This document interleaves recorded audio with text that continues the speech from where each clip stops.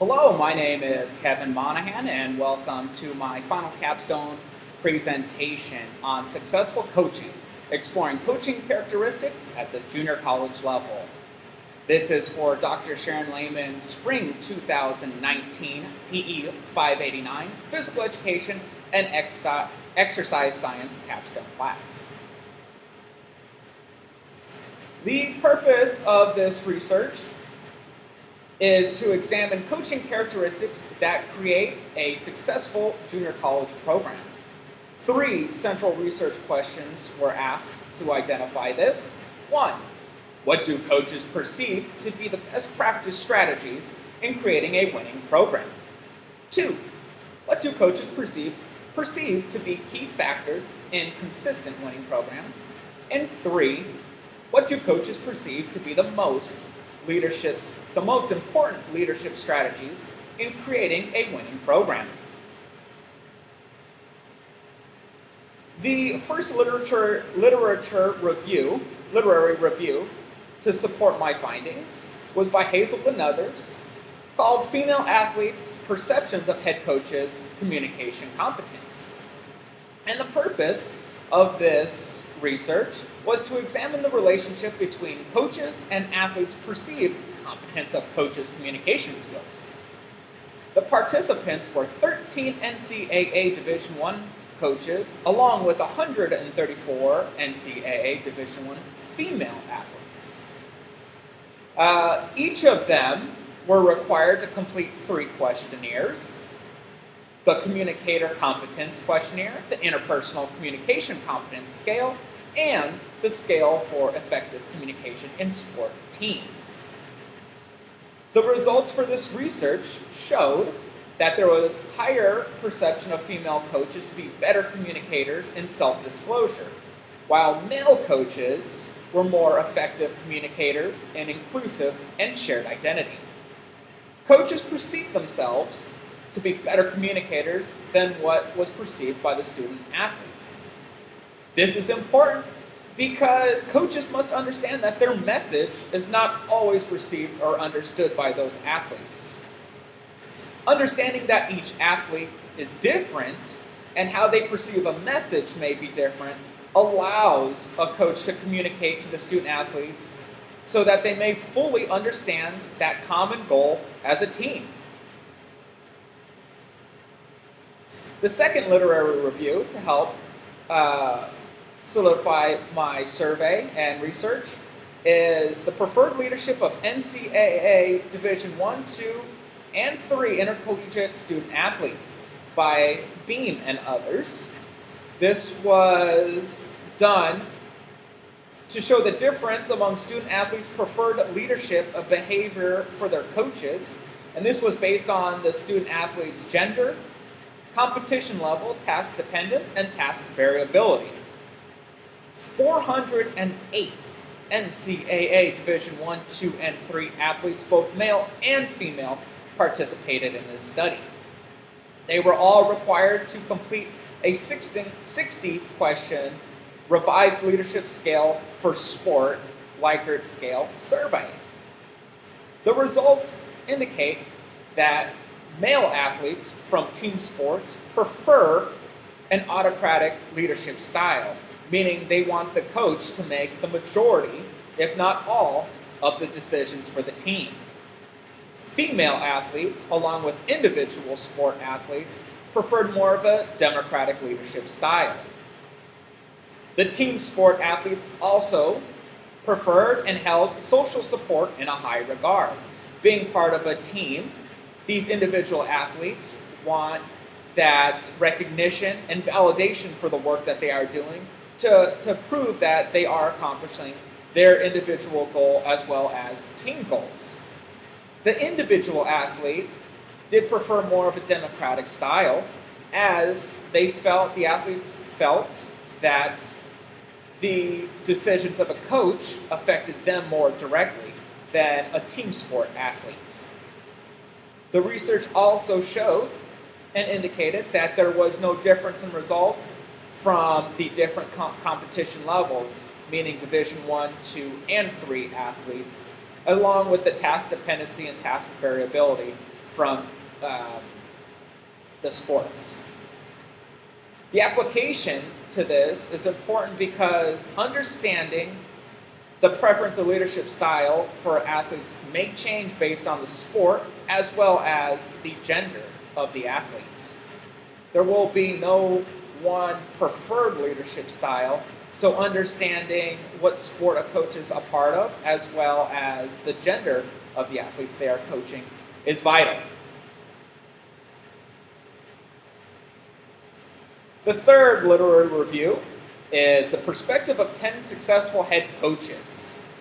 And this was by Schroeder in 2010. And this was to determine if team improvement featured a change in team culture and how that coach created that change in the team culture. There were 10 NCAA Division I coaches who participated in this survey, and the requirements were they had to take a losing program and transform it to a winning program within the first 5 years. Each of the 10 coaches was interviewed by Schroeder using qualitative research design, and each interview lasted from 45 to 100 minutes. The results showed that team culture did in fact change the program and was a result of that program going from a losing to a winning program. And that change that the coaches made was switching up what they paid attention to. Past coaches to the present coach, putting more emphasis on one part of the team or program than prior coaches. As well as being a role model, leading by example. These coaches indicate that their actions were speaking louder than words, and best if they led by example. What also was a result of their success was how they reacted to a crisis.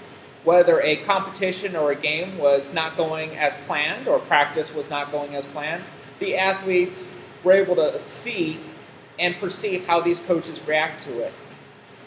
Allocating resources and switching up personnel were part of that change in the culture, in the team culture as well. The assistant coaching staff must be on board with the philosophy of the head coach and understand what the values and the team goal is. If those coaching staff or assistant staff are not on board, oftentimes a head coach must need to switch up that personnel. Finally, rewarding behavior in alignment to the new team culture. This is important with team sports, as there can often be many athletes out there, and it can be difficult to get the whole group to buy into a philosophy, and so rewarding that behavior was linked to success. This research is important because coaches need to develop and should develop their own coaching philosophy so the athletes as well as the other staff understand what the goals, values, and what they stand for, and this can shape their program and create a unique team culture and lead to winning and success.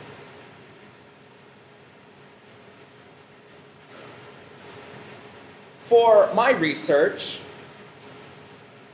a design was implemented and approved through faculty advising and the institutional review board. Primary research was started with a consent that was sent out to each of the coaches wanting to be involved in this survey. Once that consent form was completed, each coach was emailed and given a hard copy of the Characteristics of Successful Coaches survey. And this survey took each coach about 30 minutes to complete. Coaches weren't given any compensation for this participation in the research, as it was all voluntary. Those coaches who participated were Southern California junior college head coaches who had a career winning record greater than 50%, and this included both full-time and part-time head coaches status. The CSCS survey was a two-part survey. The first part had 6 demographic questions, along with 38 closed statement using a 4-point Likert scale.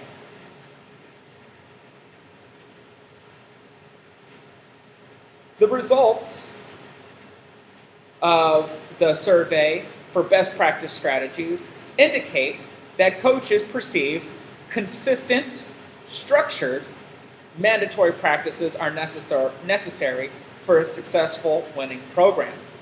Along with those structured mandatory practices, coaches indicate that these practices must mimic game-like qualities. Oftentimes, players can do well in practice when there's no pressure or when the reaction time may be slower. Thus, they need these game-like qualities to push them for their maximum performance. Key factors in a consistent winning program, coaches felt that they needed to know the academic progress of their student athletes. Oftentimes, their success outside of the field and what is affecting them in the classroom can affect their performance as an athlete. Coaches felt that recruiting talented players was key to creating a consistent winning program. Coaches felt that the coachability of a recruit was needed, as well as that student athlete making sure that their sport took priority over all other extracurricular school activities. Coaches perceived team culture to be an important factor in a winning program. This also included player participation in fundraising.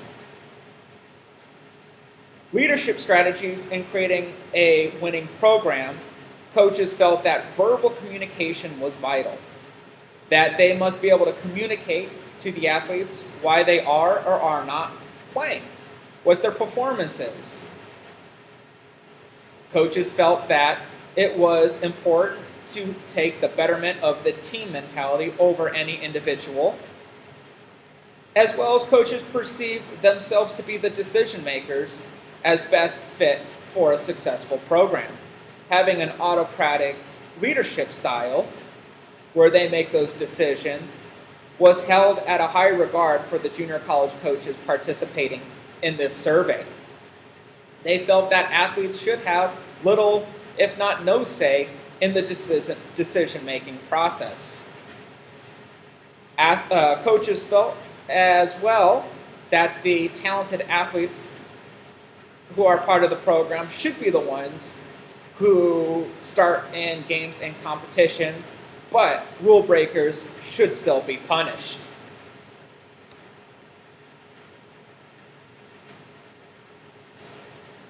In the best practice strategies, there are many factors to be considered when creating a practice plan, as practice may influence the performance of athletes and how well they are prepared.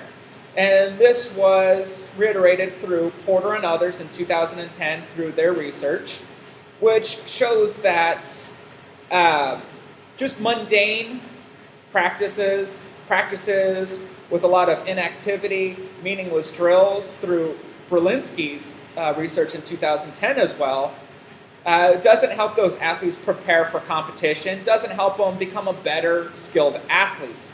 Those athletes need to mimic game-like situations, and they need game-like quality at practice. When the pressure is on, can they perform as well as when there's no pressure? When there's a faster reaction time, rather than in practice when there's a slower reaction time, well, they perform at the same abilities. And this is needed for successful programs. Team culture and a change in team culture leads to success. This was solidified here through research by Schroeder in 2010. And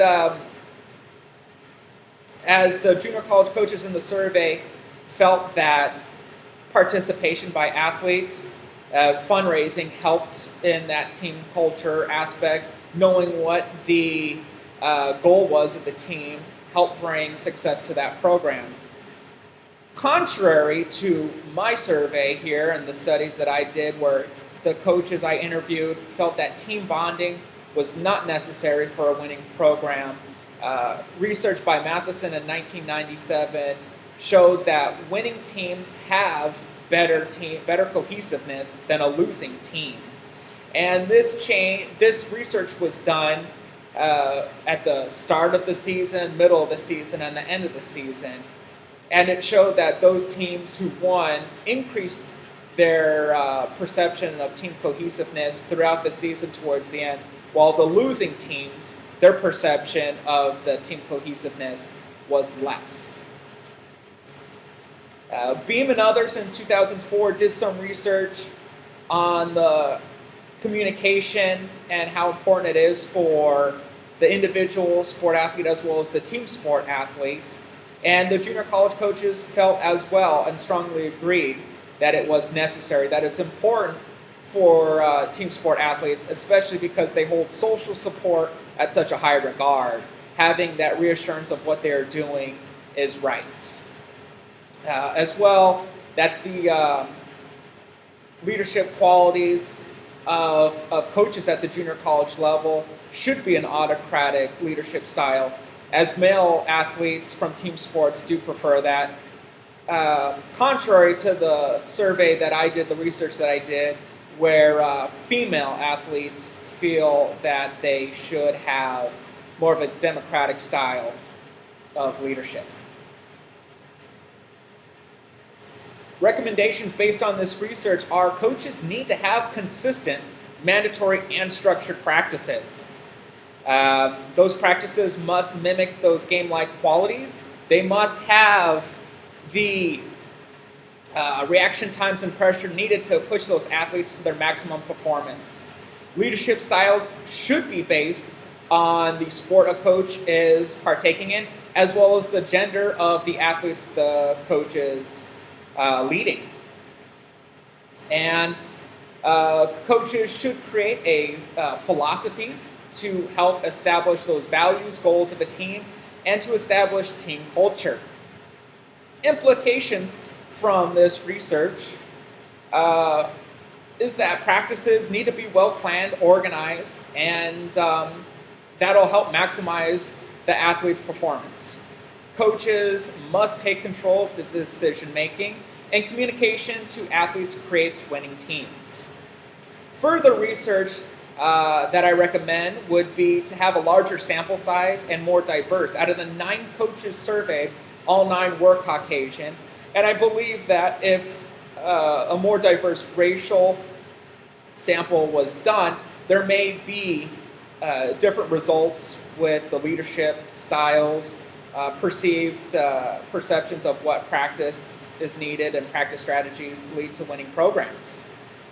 As well as I feel that a further in-depth analysis should be done where results are linked to the gender of each coach, as well as the race of each coach and the sport of each coach, to give us a better understanding of those leadership qualities, those strategies of a winning program at the junior college level for the different genders as well as different sports. Finally, further research, I believe, should be done on expanding beyond just the head coaches and surveying the assistants and the assisting staff as well as athletes. The coaches are the head coaches often get most of the credit for success and wins, but oftentimes the assisting staff are the ones that deal with the day-to-day duties, along with the athletes. Their perception of what success may be different from the head coach. Thank you all for listening, and I hope you enjoyed.